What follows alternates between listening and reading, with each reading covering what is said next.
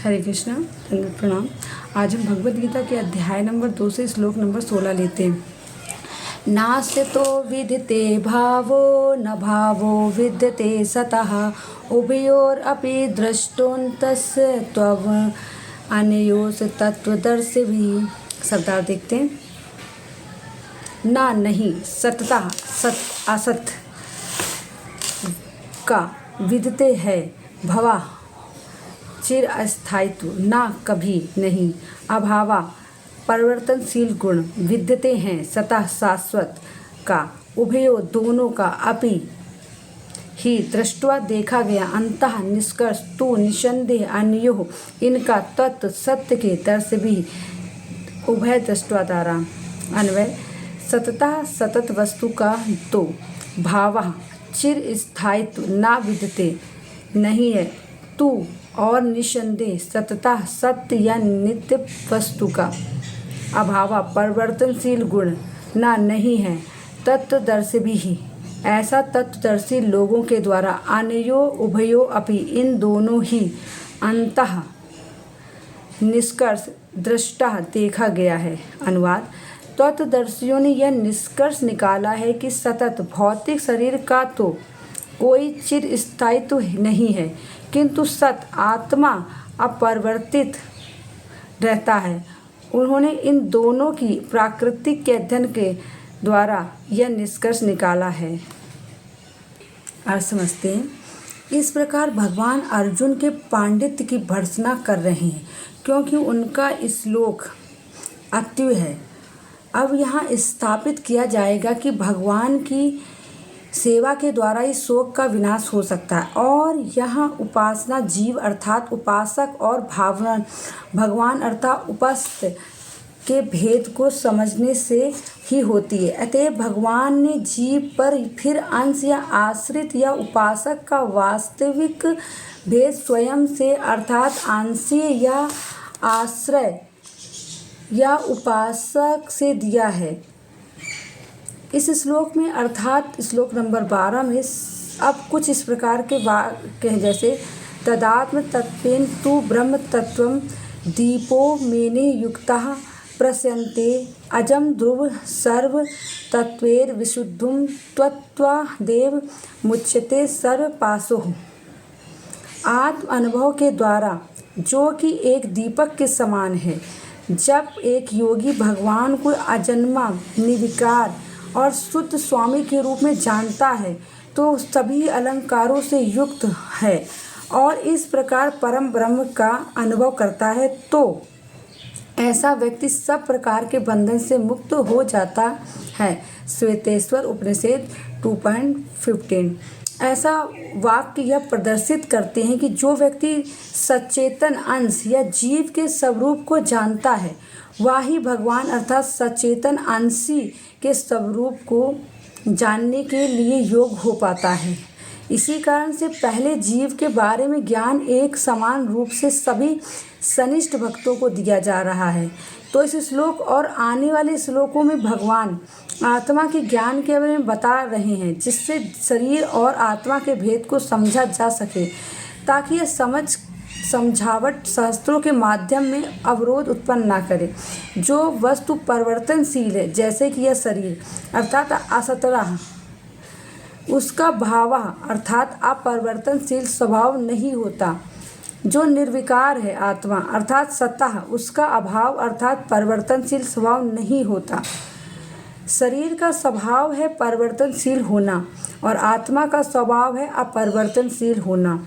यह सिद्धांत जो शरीर और आत्मा के बारे में है अर्थात शरीर जिसे सतत की संज्ञा दी गई है और आत्मा जिसे सतत की संज्ञा दी गई है उसको साक्षात्कार उन लोगों को होता है जो दोनों के स्वभाव को जानते हैं अर्थात तत्वदर्शी भी।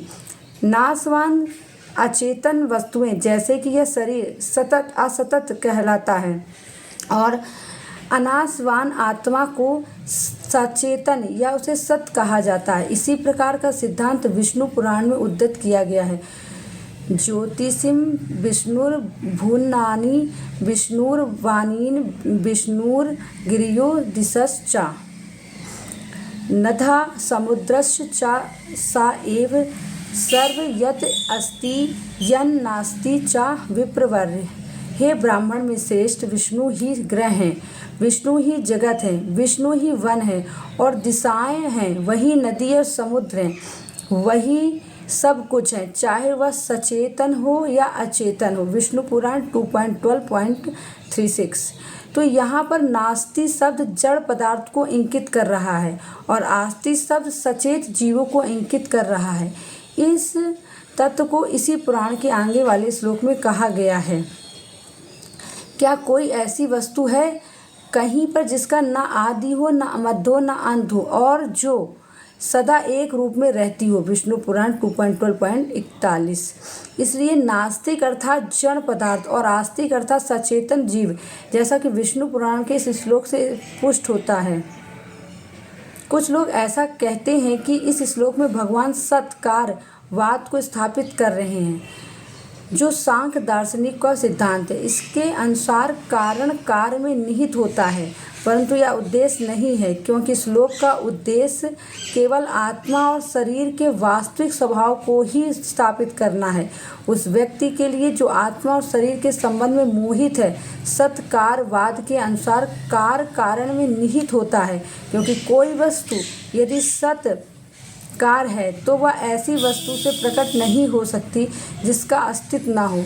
इससे यह स्थापित होता है कि प्राकृतिक ही एकमात्र ब्रह्मांड की सृष्टि और प्रलय का कारण है और इसमें भगवान की आवश्यकता नहीं। यहाँ इस श्लोक से एक समानता है, जो असत है उसकी सृष्टि नहीं हो सकती, अर्थात जिसका कोई अस्तित्व नहीं है उसकी सृष्टि नहीं हो सकती। परंतु इस संदर्भ में यह श्लोक अर्थ यह है कि जो सतत है अर्थात शरीर, उसका कोई स्थायित्व नहीं है, अर्थात न भावा।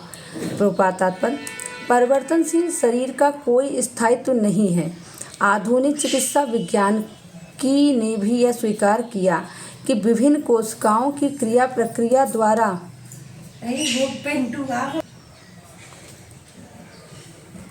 प्रतिक्षण बदलता रहता है।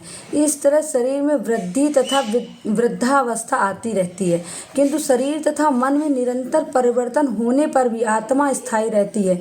यही पदार्थ तथा आत्मा का अंतर है। स्वभावतः शरीर नित्य परिवर्तनशील है और आत्मा शाश्वत है।